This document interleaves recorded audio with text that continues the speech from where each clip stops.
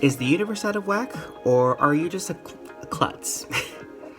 What's up, folks? It's Marcus from the Skeleton Key, and today I'm going to talk to you about Mercury Retrograde and what it really means.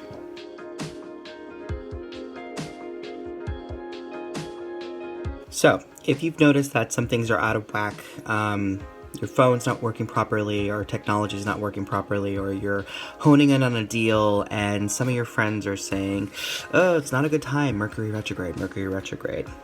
For those who follow astrology, this is a pretty significant thing. For those in the pagan community, it's also a pretty significant thing as well. For those who don't know what the hell it really means, that's okay too. Mercury retrograde is an astrological occurrence that happens every 4 times out of the year. Basic crash course with astronomy. All the planets revolve around the sun. They all have their own pattern, elliptical around the sun. Earth takes about 365 days to revolve around the sun. Mercury, since it's closer to the sun and there's more of a gravity pull, it actually has less time to actually revolve around the sun. When all the planets are doing their elliptical around the sun, they sometimes do what's called a retrograde, meaning that they either slow down or they do something that's off the pattern, meaning that it's something that's not really, that happens. Scientists and folks in ancient times have actually measured the amount of time that it takes time for a planet to revolve around the sun. The Romans actually were the ones who helped find astronomy and astrology to help us understand the cycles of the universe and cycles of nature, things like that. So you can see from the course going from left to right, Mercury retrograde starts with a pre-shadow and starts to go off the elliptical into its own little cosmic dance, going into a little loop. This is why people freak out for 24 days. If there were planets floating in the sky that were revolving around the sun, then they must be gods. A lot of the planets were actually assigned to the different gods. So Jupiter is actually the god of king of the gods.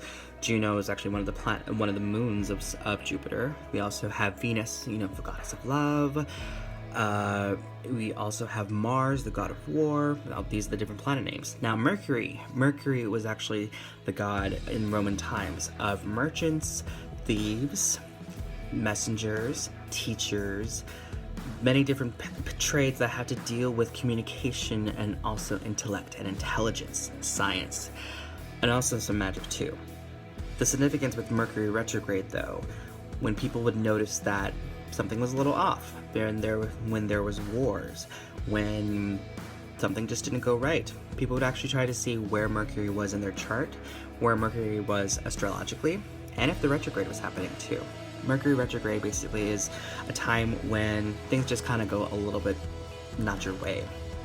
So the Mercury retrograde, what really happens is the planet kind of loses its gravitational pull for just a bit, for 24 days to be exact.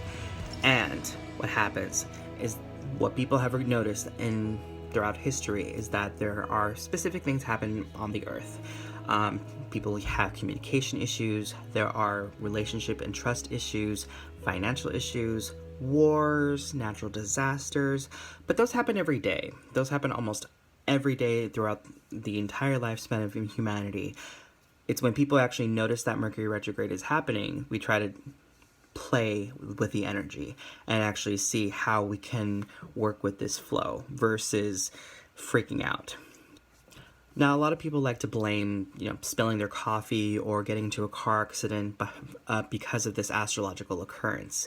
But we, as humans, are actually pretty clumsy ourselves. We don't always get what we want. We sometimes mess up on a lot of things, and it's okay.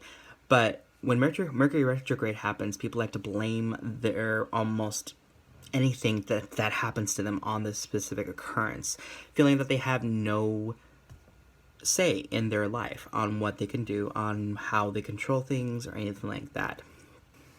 The one thing you can't really do is just blame the little messenger of the gods on everything that happens to you. So this is a card I have of the Roman depiction of Mercury. So you see the winged helmet and the winged feet. He's the messenger of the gods, so he was probably doing something at a party or at a ritual, things like that. This is actually from the Voodoo store.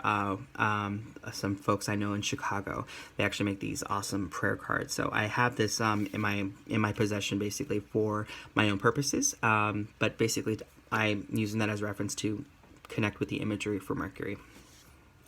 You can't blame Mercury for everything, basically.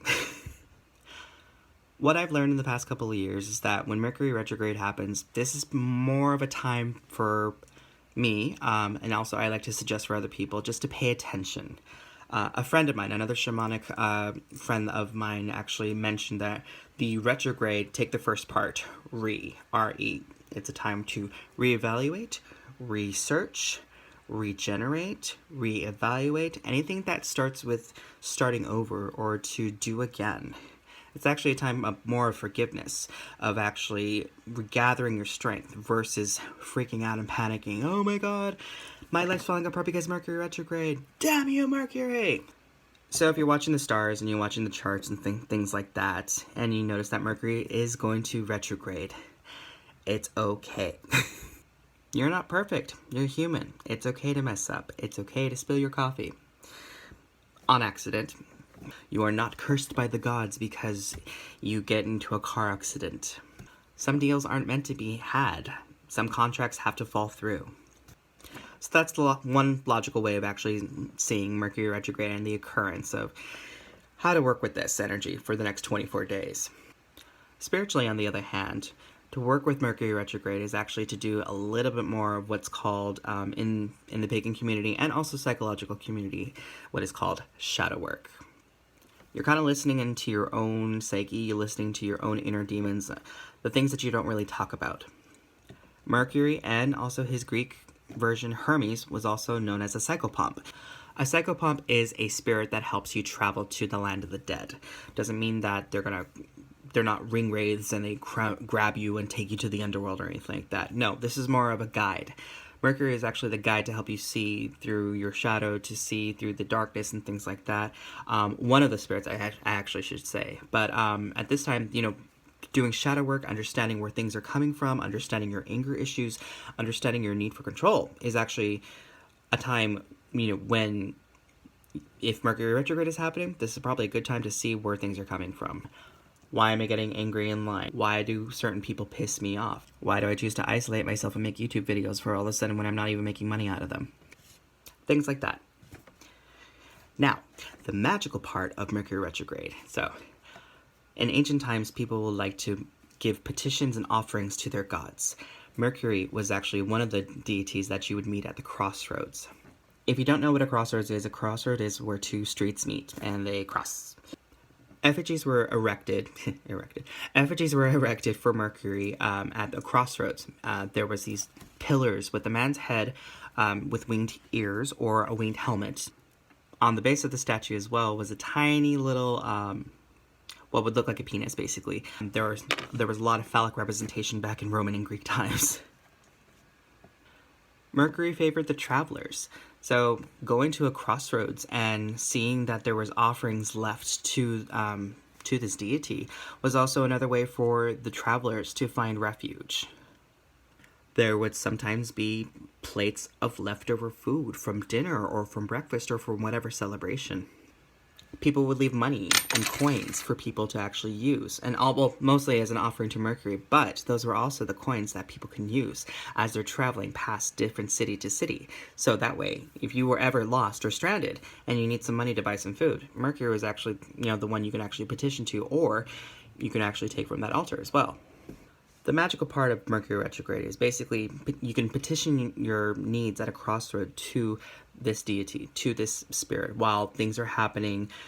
You want to ask for balance. You want to ask for understanding. You want to ask for that you will have a clear mind and clear heart, clear communication, so you can understand the messages and the lessons from this occurrence.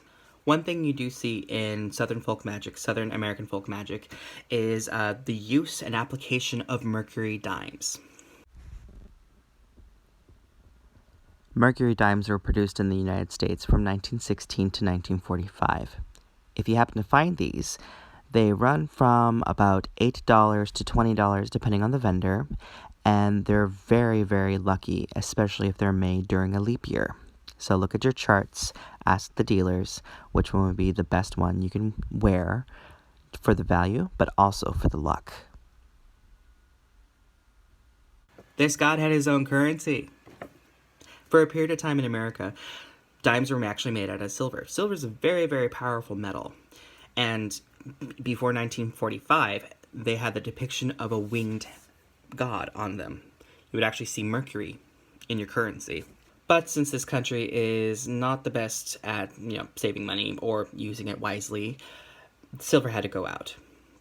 So this rare metal with this rare image was sought out and actually applied in magical workings to help people save their money, to bend luck to them, to make sure that they were protected. There are many folks I can actually recommend to help you understand how to work with a silver dime or serving Mercury head dime, and I'll leave them in the description down below. Another thing you can do magically to help understand and flow with the current of Mercury retrograde is actually to make a cairn, or to make that effigy at a crossroads, or even in your own home, just for Mercury himself. See, Mercury retrograde can be fun. You can apply a lot of different things, logically, magically, and spiritually. A lot of people like just to freak out and, see that they're not a controller of their lives, which is something I try so hard just to call out within the magical and pagan community. It just depends on how you live your life. Color association and herbs and candles and things like that. And for me, I personally like to use one color, but somebody might say it's another. Work with what works for you. If you feel like he's blue, if you feel he's orange, if you feel he's yellow or anything like that, the color of the planet, things like that. If you want a picture of the planet Mercury, if you can't find a Greek or Roman depiction of this specific energy, go right ahead. That works too. So my final thought on this is that Mercury retrograde is actually a really great time for you to really see and understand where you are in life, where you are in this moment in your life, and how are you working your life right now. While others are freaking out, there are a lot of things you can do to actually take control and actually have a better understanding of this astrological occurrence that actually happens quite frequently, but also doesn't really have that big of an effect on you.